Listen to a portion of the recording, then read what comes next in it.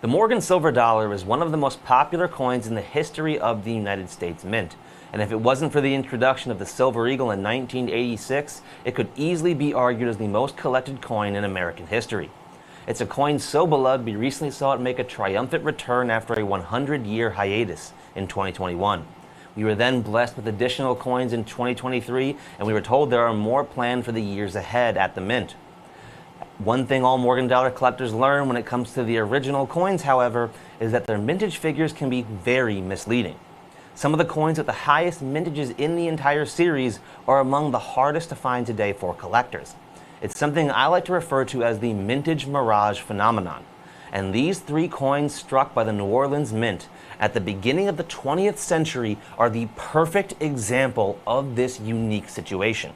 Because out of these three coins, the one that is rarest today by population is not the one that you would think looking at their mintages. It's the 1900, the 1901, and the 1902 New Orleans Mint Morgan dollars that are all still in beautiful, uncirculated condition despite being over 122 years old at least. We are just $79.95 for each of these stunning silver dollars, which means we are at least $80 less than our nearest competition's price of over $160 per coin. The 1900 is item number 905-2625. That's 905-2625.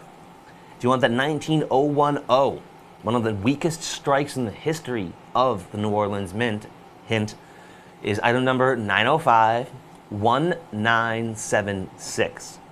That's 905-1976. And the final coin in this trio tonight, the 1902. It's 905-1977. And again, that's 905-1977.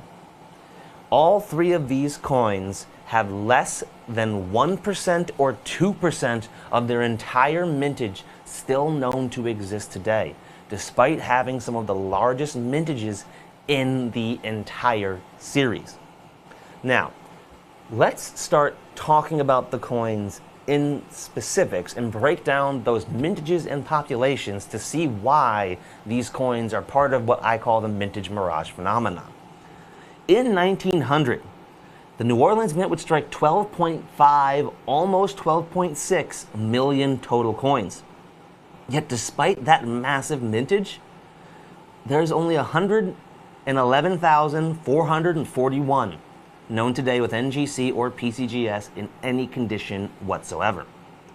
That's just 1 in every 113 coins struck and less than 1% of the entire mintage. The actual number is 0.88%. That's why that coin costs over $160 in uncirculated condition today with our competitors. We are more than $80 less at just $79.95. Then we move on the following year, 1901. They would strike 13.3 million total coins at the New Orleans Mint. Yet despite having almost 1 million more coins than the year before, they would have a significantly smaller population today. NGC and PCGS have certified in any condition whatsoever. So from their VGs up to their stunning MS64s and 5s, although there aren't too many for this coin, there are 88,367 known to exist in any condition at all. That's 1 in every 151 coins struck, or almost 0.5% of the entire mintage. The actual number is 0.6% of the mintage is still known to exist today. Like the 1900, that coin too is $160 in uncirculated condition with our competitors. And like the 1900, we are also $80 less than their price at $79.95. And now the final coin in our trio tonight. The coin that I was referencing when I said you'd be misled about thinking which one had the lowest population. The 1902, that year, they would only strike 8.6 million total coins, nowhere close to the 2 years prior. Yet when you look at the population reports today, you'll see there's 157,442 in any grade whatsoever. So despite having 4 or 5 million coins fewer, there are 40,000 more examples of the 1902 than the 1900. And you see, that's why we call it the vintage mirage phenomenon, because when you look at these three coins on a piece of paper, you would assume the '01 would be the most abundant, then the '00, then the '02 by mintage. But that is not the case. And this is why it's called the mirage phenomenon, because other things are taken into account. You have to take into account melt-offs, or in this case, the fact that these were all struck at the hand-me-down mint in New Orleans. You see, the New Orleans Mint got all of its dies and presses secondhand from Philadelphia, San Francisco, and even the Carson City Mint down in Nevada. That meant that their strike quality just didn't meet the levels we were used to, and as a result, just didn't look so great. And the 1901 is well known for being a weak strike at the New Orleans Mint. So these uncirculated coins are actually even harder to find than their population would suggest. Conversely, the 1902 is known as one of the finest strikes in the history of the New Orleans Mint, which is why more of them exist today than any other of the trio. It's because the high strike quality meant when it came time post-1918 Pittman Act to start melting down silver dollars, those 1902s were not tossed into the batch as much as the other New Orleans Mint silver dollars. And because of its high strike quality, even the 1902, with 1.8% of the entire mintage only known to exist today, which is still quite rare, which doesn't come near the 1900 and the 1901.